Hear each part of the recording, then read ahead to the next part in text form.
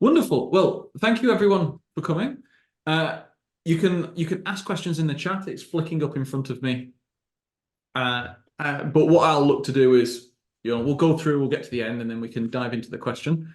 My name's Greg Lawton. I'm the CEO of Nodes and Links. I'm also one of the two founders. My background is on project management of nuclear submarines, going then into building an AI company, raising venture capital from investors around the world, and forming teams to figure out what the AI for project controls is going to look like in the future. We're here to talk about AI-powered project controls. And these words we chose very, very specifically.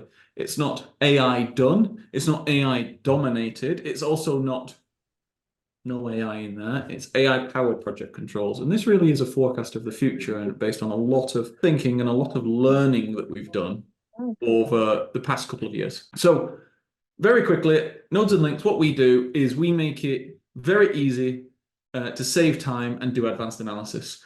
Our goal is actually to enable people to be able to save 10 hours a month per person. And this might allude you to what AI is there to do. Okay? And very simply, what we do is ingest schedule files and automate the things you have to do with the schedule file. So we automate checking the data quality, checking progress, doing delay analysis, doing risk analysis, doing forecasting, triangulated using machine learning, and then even now into writing reports. So we have large language models trained on how to write project reports, and it actually produces them. And here you can see all of the different modules that we've built, and the symbols next to them are the ones where AI is prevalent. So there's actually a number of things where it doesn't make sense to actually put AI. And this is a thing that I'm sure everyone will agree on. There's a saying that to someone with a hammer, everything is a nail. And this is very true here, where we have elements of technology like AI. Suddenly you can do AI for everything, and that's not always the best thing to do. What we look to do is we look to place AI where it makes sense. So for example, in risk and predictions, you're looking at past data using machine learning. But in delay analysis, that process needs to be as explainable as possible and in line with the processes agreed across the industry. But what you can do then is get AI assistants to automate that process and go through it for you. So you see the balance here. We work with companies from around the world. So I was actually looking at the stats this morning. I think it's 19 countries now, maybe 20. We might have tipped 20. And it's everyone from contractors, consultants, and clients.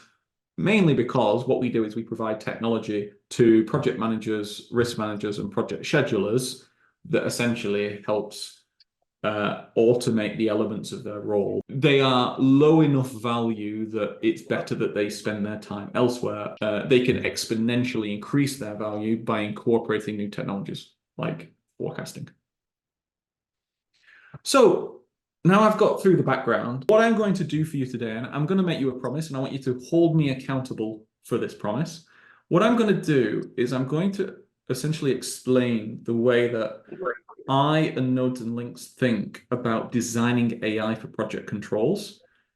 It's going to be a framework that should enable you to basically be able to predict what's going to happen for the next 10 years in this market. Now, it's our personal model, but it's a model that stood up to the test of time across hundreds and hundreds of different companies and users, etc. Now, to fully explain that model, I need to start in the past with a bit of history. So the first thing is a question, which is, okay, so what did project controls look like 10 years ago? This should be familiar to everyone here. And give me a thumbs up if you recognize this. This is when I started properly learning about project controls. You had project controllers and schedulers, cost, risk, and change involved in that. You could also have communications, etc. There was a whole host of control account managers that sat below that worked the budget, and there was leadership up top. And to be honest, it was a bit of a triangle. Leadership would go to controls for data to then go to project management. Project managers will go to controls to understand the data. Project managers would actually talk about decisions for leadership, etc. Now, over the course of now, 14 years, this has essentially happened. Right? So this is best practice project controls today. And what's happened is we've added data scientists into the mix. So in quite a lot of the companies I speak with, they are starting to do more advanced data analytics. And obviously that means that at the back end, they are starting to pull their data and put it on the cloud, sort it into databases. But ultimately, the goal is to be able to access the knowledge that they have much faster, easier, and in a more sophisticated way. The prevailing consultancy model during this transition time has been, we will build a Power BI dashboard for you. 10 years ago, it was, we'll do your PowerPoints and your SharePoints. Now it's Power BI dashboards. Now, if we go forward as to what is best practice project controls by 2030, this is what it should look like. Everybody will have their own piece of AI to help do work for them. And the defining attribute here will be the ability to control projects daily, as opposed to seeing data that's 6 weeks out of date and then trying to understand what it means because it's a graph, not an explanation. We will be able to just get told, look, you need to go and look at this part of the schedule because we're currently behind, and at current progress rates, we're going to miss this milestone. You need to do something about it. Does that make sense to everyone? Just a thumbs up will do. Perfect. Okay. And that transition, in my mind, was absolutely inevitable 5 years ago when we started. It's also inevitable to other people in the market. So this is Gartner that essentially says that 80% of basic project management tasks will be run or automated by AI by 2030. You also have the same if you go to the APM. Essentially, everyone is seeing, who analyzes the market, is seeing the future. So this is where 5 years ago, in a venture company and a disruptive company, what you do is you bet the house on a belief about the future that could be contrarian in the present. And the belief that we bet the house on is that AI systems will be part of project controls, and therefore we chose as our mission to create the AI system that will work for, underlined in bold, in red, for people to deliver the world's projects. So that's what we've been working. So we've talked about the evolution of project controls, but then obviously now you're like, okay, cool. So what is AI? What are you talking about? And to do that, I need to tell a second story. So I'm going to ask everyone here a question, and I'll move on when I get 3 responses.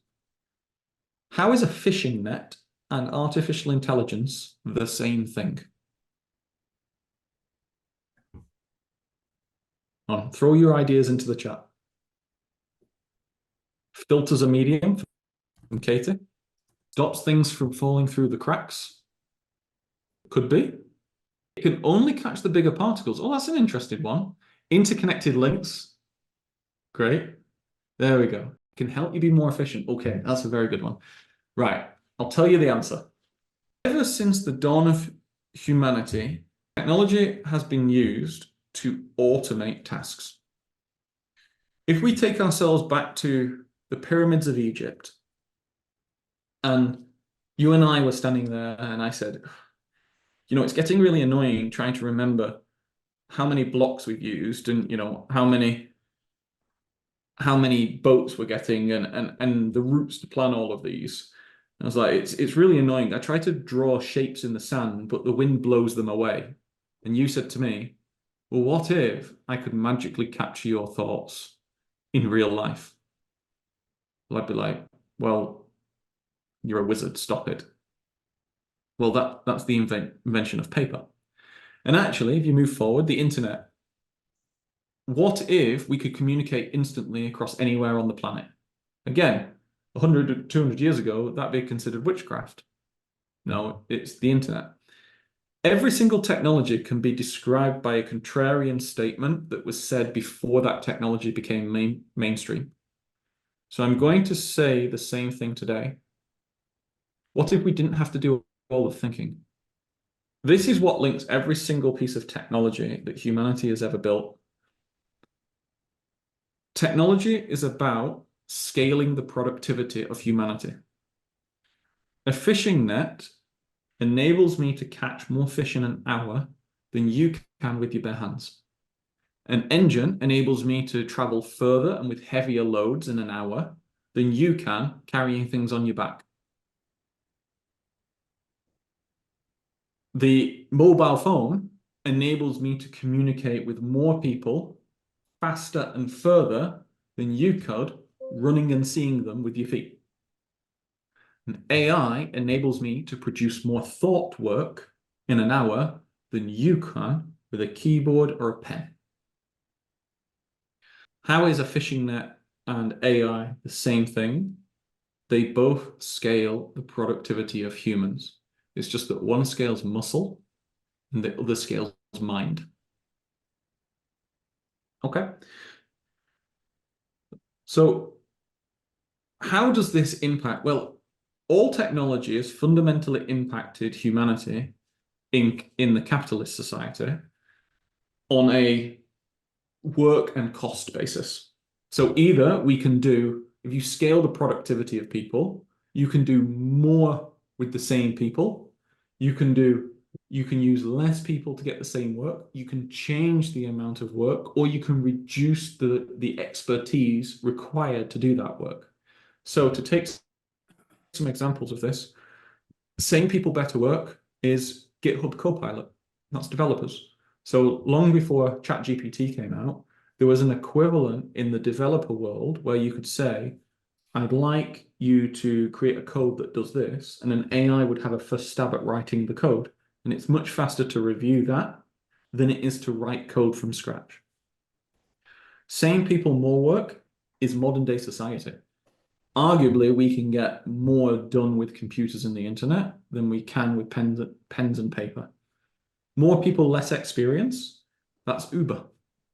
So before Uber came along, where it essentially combined Google Maps with ability to take payment orders, people had to go through taxi exams and they had to learn the streets of London and New York and get medallions. The big thing that Uber's done, and one of the problems, is it's eliminated that. And then less people, same work, that's farming. So if you go back 200 years, around 95% of the population of Europe were farmers. Now it's less than 5%. But we have more food today than we did 200 years ago. That is mechanical machinery, such as tractors, combine harvesters, plus things like pesticides, etc. But all of underlying of this is we can get the same or better output at less resources. And this is why it's absolutely inevitable in project controls. Because companies are profit maximizing things. If I can get better work or more work whilst paying you the same or just a bit more in a company, I will do. And these are the average salaries for project controls across UK and Australia. And to put it in perspective with us, so something that's very, very easily doable is that automation of around 10 hours of work. At a normal hourly rate, that's about close to $3,000 worth of value. The most expensive AI system that we sell is $500. That's the kind of difference we're looking at today. So now we get to the real crux of the matter. I've explained kind of how project controls has evolved, and I've tried to explain what AI is. Not going, oh, it's these algorithms and this, but what it actually is as a technology. Now we can get into the framework that can hopefully give you an idea of how AI will impact you personally in the next 10 years. So this is the hierarchy of planning roles in a contractor. It doesn't matter that it's a contractor. What matters is that it's a hierarchy of roles and almost every single organization has them. And here's the thing. Business is designed around business models. And within business models, operations, at least in projects, are designed around people. They're designed around roles. These roles go all the way from a graduate to an individual contributor to a people leader to a strategic leader. And roles are comprised of responsibilities. Responsibilities are delivered via workflows. Workflows consist of tasks, and AI automates tasks. AI is a task automation technology. So if you asked me the question, will AI fully automate your role? My answer would be, I don't know. What's your role? Can you state me your responsibilities? Can you talk me through the workflows you go on a daily, weekly, and monthly basis? And can you identify the specific tasks which are mission critical in delivering those workflows?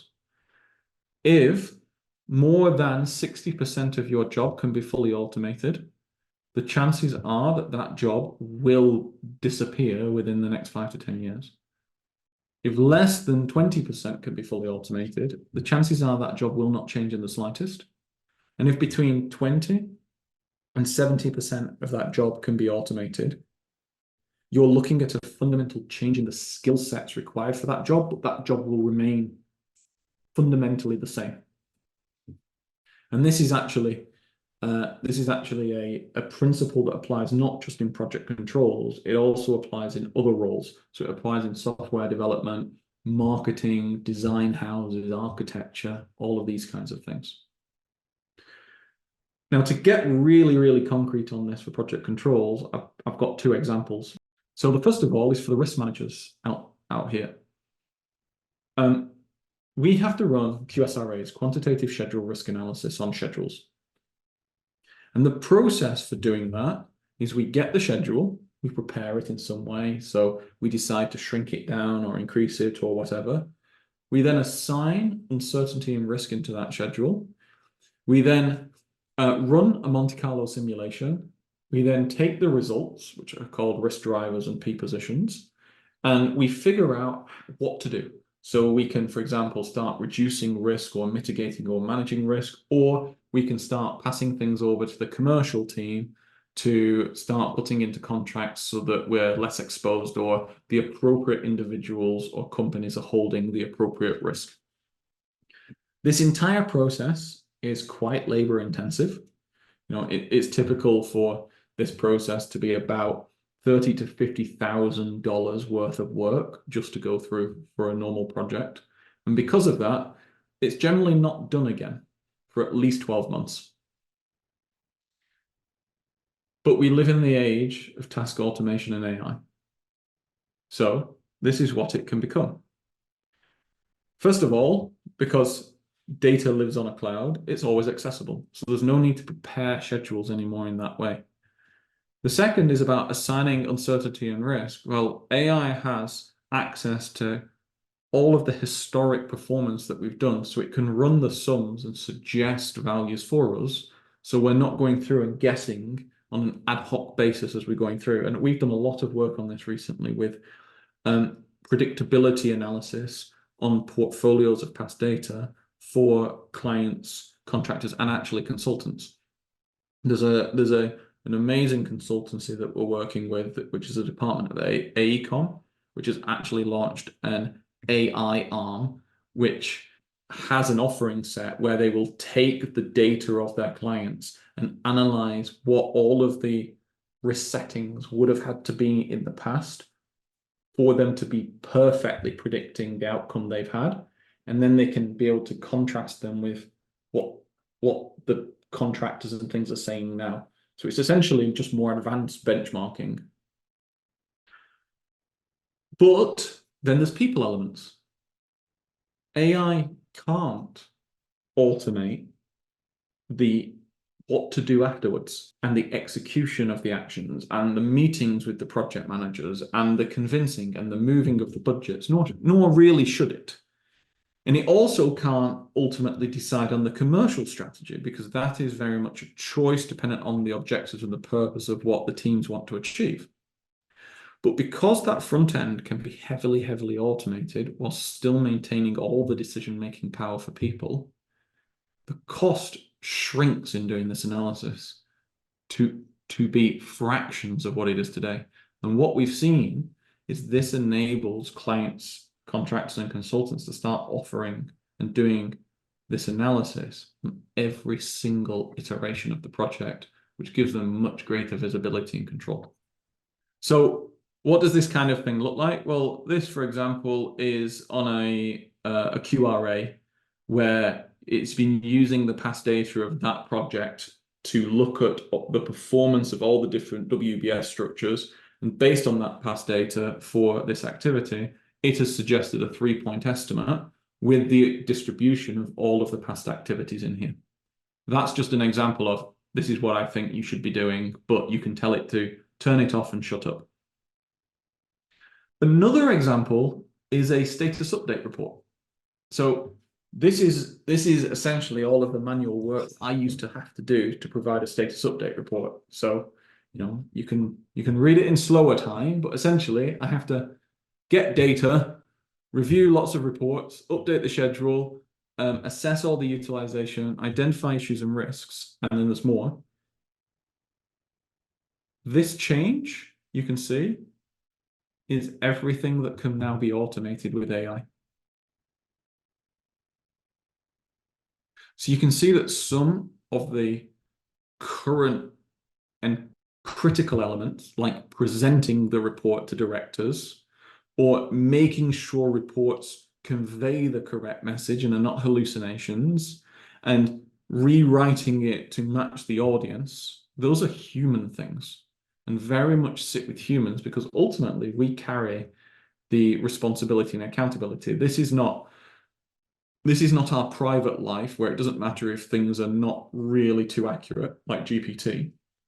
In our professional life, we have to own the results that we have.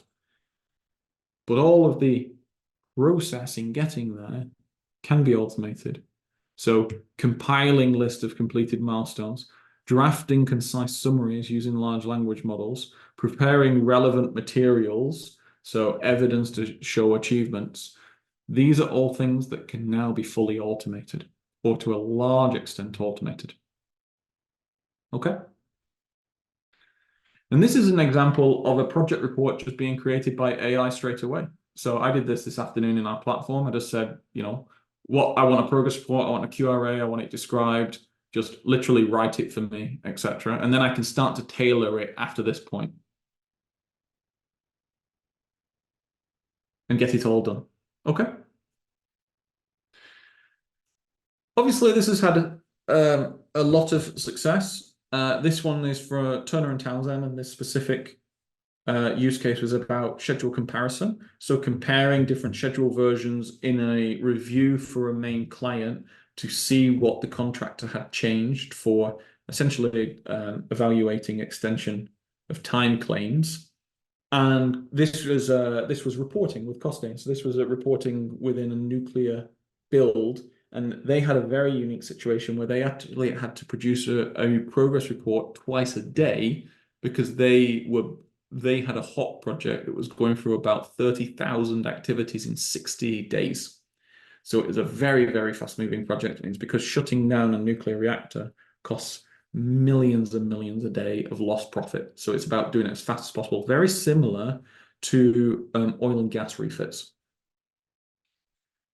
Okay. So I wanted to finish with a final point, and it's more of an ethical point. So I've talked up to now about what AI is in this context, how project controls has evolved, and the framework of how you can think about how it would impact your role and given you examples. There's also some key rules that I think that everyone should take away and think about themselves. And this is what I hold our company to the standards of. First one is this is not B2C. This is not photos on a photo app.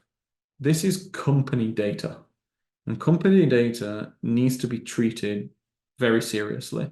It needs to be secured and it needs to conform with InfoSec requirements, which also leads us on to point number 2, which is, again, this is not personal data that when you sign up to Facebook, Facebook says, well, we own every single photo and everything you put on Facebook. That's not how it works in the business world. Companies own their data, and technology companies like Nodes and Links do not own their data. That's actually a key thing, because if these consultancies and clients understood how advantageous their data is in future contracting, they would have a much more compelled look at that data. The third rule is going on from that, which is models. So you got to think about the way that AI can work, where it can look at data, learn from it, and then move on, but not take that data with it. Well, arguably, you'd say, well, that model has learned from my data, and we're seeing now, I think it's the New York Times has actually sued OpenAI because they've trained it on a whole host of its articles. The way that we approach this is whenever we create a model, once it touches our customer's data, it never leaves the customer. There's only 2 ways for that model to progress. Number 1 is it lives forever because that customer wants it to, or number 2 is we kill it. And that's obviously the customer asking us to get rid of that model or replace it. And that's a big thing. And then the final one is this is an element of the principle that I talked about the framework, which is task, not workflow. What this means is that a human should always be in the decision loop. In the defense environment, a human has to be in the kill chain. The general principle, as from my experience, is that in Western militaries, there has to be a human at some point that makes a decision. And actually, I don't think that should be any different in projects. It shouldn't be an AI coming in and just saying, you'll be late and for all of these reasons. It should be involved in the process, because and a human should make the decision about, well, what settings are we going to use? How are we going to present it? What strategy are we going to put forward? How are we going to write it in a contract? Because it really depends on what people want to do. So this is probably my most rigorous one, which is AI is subservient to experienced professionals in the industry. So with that, I hope you've taken a lot of value from that. I've talked over a lot of things. You might want to think to yourself, well, how do I have a play? You can actually go and have a play right now for free. You can just visit Nodes and Links or scan that and actually sign up and play with some AI within 5 minutes using our data for free.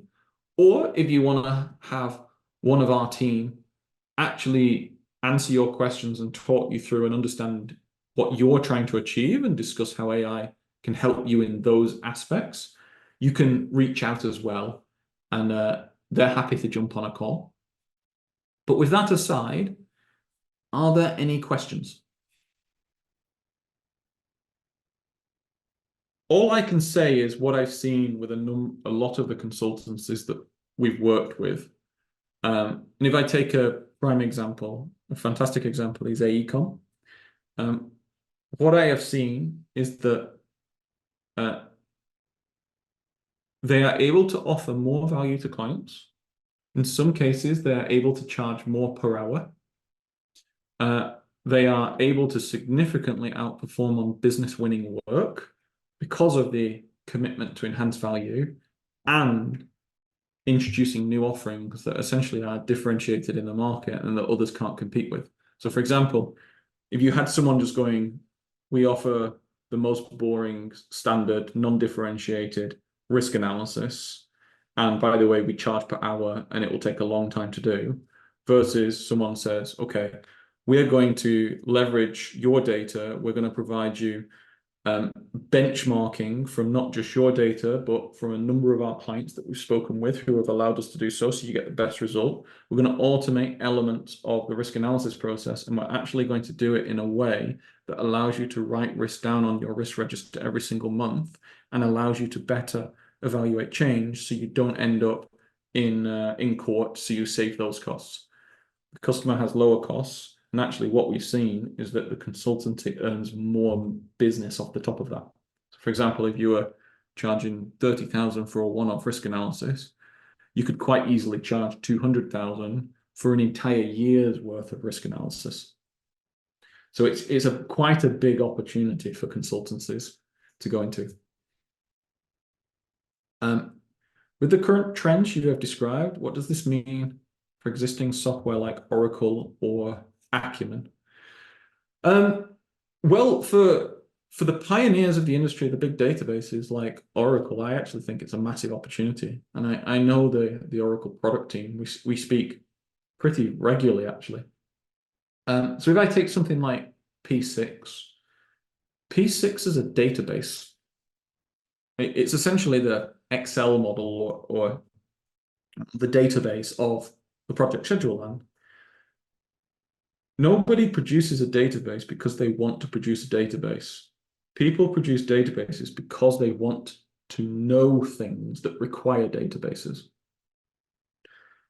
The AI layer is the want to know layer that is now sitting on top of those databases. So I actually see an opportunity for companies like Oracle to really push the boat out and to start offering much greater value in terms of workflow integration and decision-making capacity and tailoring data sets for specific clients, as opposed to just sitting on standard software developed in the past. For people like Acumen, they could be learning from they could be putting recommendations in how to improve schedules. I think in that case, there's a bit of a sticky trick because quite a few of what I'd call the older software companies have been bought by private equity houses now. And I kind of fear that there'll be significant underinvestment in the next generation, which might see some of them being phased out. Nana, you talked a little bit about private models. What data sets do you use to train your models? So we run a pretty tight ship. There's actually quite a few people in the industry who are very, very generous and have gifted us their data. This is kept entirely separate, and normally it's a transfer on an Azure system or an old SharePoint system. But essentially, they've gifted us their data to help train and kickstart all of the models. And it's a significant amount of data. We're talking thousands and thousands of projects here across multiple geographies and multiple industry verticals. And we got to a point whereby we actually saw that increasing the volume of data didn't really make any difference to the analysis qualities or the predictive qualities. So we kind of stopped collecting data as a primary point at that point, and we don't need to do that anymore. Andy, how does the AI automate risk analysis in new industries with less data to go on, for example, data centers? Very, very good question. Okay, so this is where you actually have to take a number of approaches. So use a triangulation methodology. So there are things in project data that are context specific and things which are context agnostic. And there was a paper actually released by a number of our data scientists a little bit ago that actually proved that you could start to predict how projects will behave based on the complexity of the underlying network, the tasks and dependencies, or the nodes and links, where we got our name from. And that has been shown to be industry agnostic. So you can apply learnings that you've learned in oil and gas or even road development to data centers. But that's from a blind approach. The second element is going into the actual projects themselves and doing it on an iterative basis. So if it is really the first project that's ever been done, you would be measuring the actual productivity rates and test rates on a weekly basis, just like you would, just like you would if AI didn't exist. The only difference with AI is that you could just do it much faster and at much less cost. So rather than having 4 people sitting there recording and doing all the analysis, you need 0. You can just press a button and it's done for you. So you can do it on the actual project as it progresses. And I think we all know that, productivity rates in projects are pretty telling and great forecasts about where those projects are going to end up. And then the element is when you start to develop a portfolio of data. So, if you take some of the big data center players now, so Google, Amazon, Microsoft, Equinix, Vantage, people like this, they've done numerous data centers, so have historic data and sets of norms and structures of how they want to go about doing those things. So if you actually combine those 3, where you can bring in context agnostic data, in-project data, and benchmark data from similar projects from the portfolio, you can start to get to a nice triangulated position. Ahmed, do you guys have APIs that we can use to connect your tool and bring controls to our current systems? Being released in the next couple of months. So yes is the answer. I might be talking out of turn, but I believe we're doing some big P6 integrations and things like this. And those are going to actually coincide with the launch of the AI agents. So right now, the teams are actually split in 2. One is on the APIs and the integrations. And the second, we've spent the last 12, 18 months training sets of AIs to understand what workflows are. So for example, my vision is I've always wanted to go, has the data come in from the contractor? Yes. Cool. Could you do me a progress report, please, of the format that 1A? And could you please inform me of any major milestone slippages? Of course, sir. Here is your PowerPoint. I've designed it, and we're now getting to that stage where we can start to do that kind of thing. And the goal is APIs. We've got that.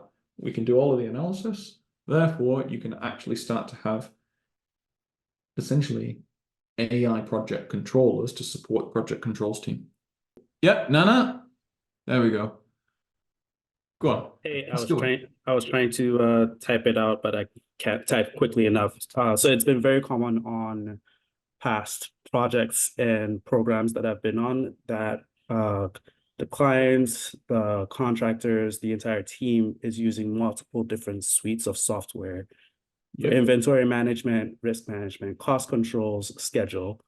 And so some have been more forward-looking to kind of create API integrations to pull that all together. To your point, a lot of it has been dashboarding.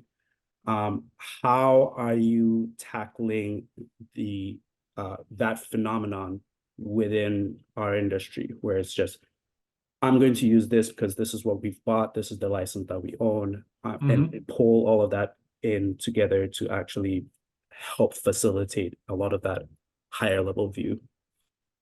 Wonderful question. So we're tackling this in 3 ways. Number 1 is setting standards and expectations for licensing. The second is with the openness of the APIs and the integrations that we want to do. And the third element is bottom up. So it's an approach of how to build different things. So on the first one, in the contracting and a kind of approach, there's quite a number of software vendors that essentially maintain elements of their market position by generating lock-in effects. they basically go, you can't pull data out of our system, or they make it incredibly difficult to do so. We don't. You can have everything that's in our system. You can have it in whatever format you wish generally. There's buttons all over our system to download it in Excel or download it as a CSV or whatever. So we're saying that it is better for example, yourself in project controls to have full flexibility rather than some artificial barrier created because I don't want you to churn. The second element around the APIs is to be open as first principle. So we want to make it so that anybody can connect with us and we can connect with anybody. So you think if you do it that way, then you can push whatever data. At the moment it's scheduled, but you can push cost and quality and even BIM models and things through and get the understanding. And also you can cut it out as easily as possible. This is actually the transition. It's no longer people locked in because of the contract they signed. Like you can get rid of the software that quick, which means that the softwares have to be very, very good and helpful. And then the third element around the bottom-up point is tackling, not trying to tackle the entire world and make grandiose claims, trying to tackle individual workflows that actually benefit people on the ground one at a time. So for example, to build up a system that automates analysis of schedules actually is a huge number of individual components. So you've got like health checks with DCMAs. You've got progress tracking, at which point you can choose to progress track by number of activities, by duration, by resources, by earned value management, like all of these different elements.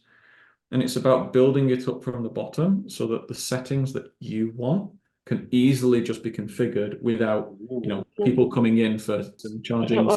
So I'd say it's those three things. I would leave you with this, which is there should be no barriers to you doing what you want to do. You're the one at the coalface and you're the one in control. And actually the creativity should be how you bolt the systems together to deliver what the client or the project needs, not what the license contract of a software company says you can do. That's my personal perspective. And my hope is that if we have that kind of approach, it just puts pressure on others and it allows you to raise the question, why are you behaving like that? Cool. Then with that, I'd say thank you very much, everyone. I'd say that this is an incredibly exciting time to be in project controls. Whenever there is great potential opportunity and disruption and evolution in the market, that's when people have made riches and made careers out of it. And we've seen it in social media with marketing. We've seen it with the AI companies, with data scientists, and now we're seeing it in project controls, where I've given a framework of how I think like things might progress, but what actually happens will be down on the detail and how you decide to place yourself in your companies and put it forward. If you would like to try any AI, you can get a free account or you can reach out and we'll talk you through exactly what we can do. But with that, thank you so much for joining. I hope that's been a worthwhile hour and have a great rest of the day.